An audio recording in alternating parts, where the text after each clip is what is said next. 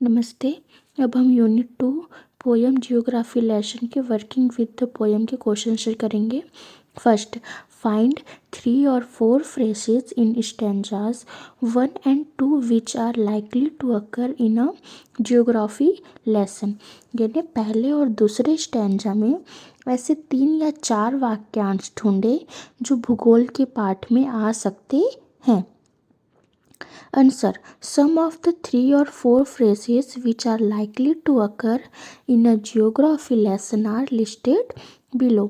यानी कि भूगोल के लेसन में इस्तेमाल होने वाले कुछ 3 या 4 वाक्यांश नीचे दिए गए हैं।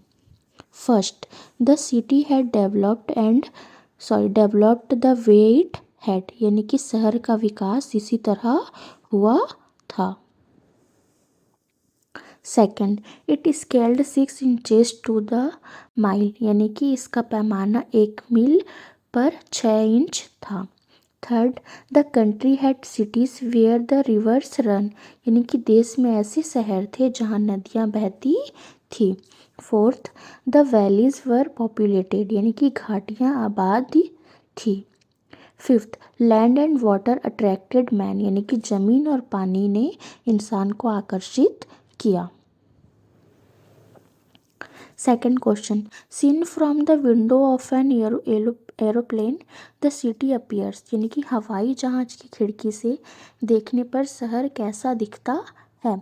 First, as haphazard as on ground. यानी कि ज़मीन पर जैसा बेतरतीब होता है वैसा ही। Second, as neat as a map. यानी कि नक्शे जैसा साफ सुथरा। Third, as developed as necessary. यानी कि ज़रूरत के हिसाब से विकसित। Mark the right answer. यानी कि सही जवाब पर निशान लगाएं। यानी कि तो सही आंसर क्या होगा, as neat as a map. यानी कि नक्शे जैसा साफ सुथरा। Third, which of the following statements are examples of the logic of geography. यानी कि नीचे दिए गए कथनों में से कौन सी भूगोल के तर्क के उदाहरण हैं। First, there are cities where there are rivers. यानी कि जहाँ नदियाँ होती है वहाँ शहर होते हैं। Second, cities appears as they are not from 6 miles above the ground। यानी कि ज़मीन से 6 मील ऊपर से देखने पर शहर वैसे नहीं दिखते जैसे वे हैं। Third, it is easy to understand why valleys are populated. यह समझना आसान है कि घाटियाँ क्यों बसी हुई हैं। Fourth, it is difficult to understand why humans hate and kill one another. यह समझना मुश्किल है कि इंसान एक दूसरे से नफरत क्यों करते हैं और एक दूसरे को क्यों मारते हैं।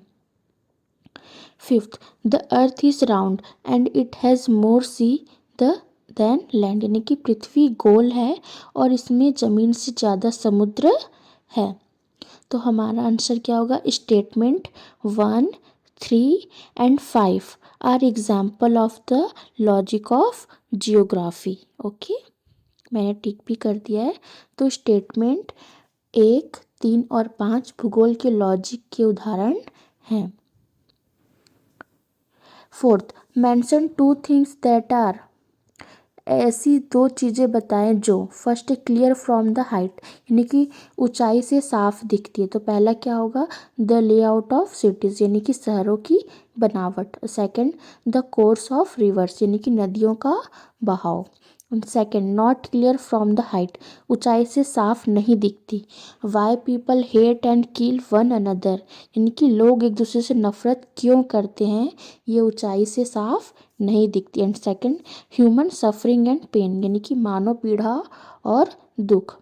Not clear from the height, जो ऊंचाई से साफ नहीं दिखता वो क्या है, why people hate and kill one another.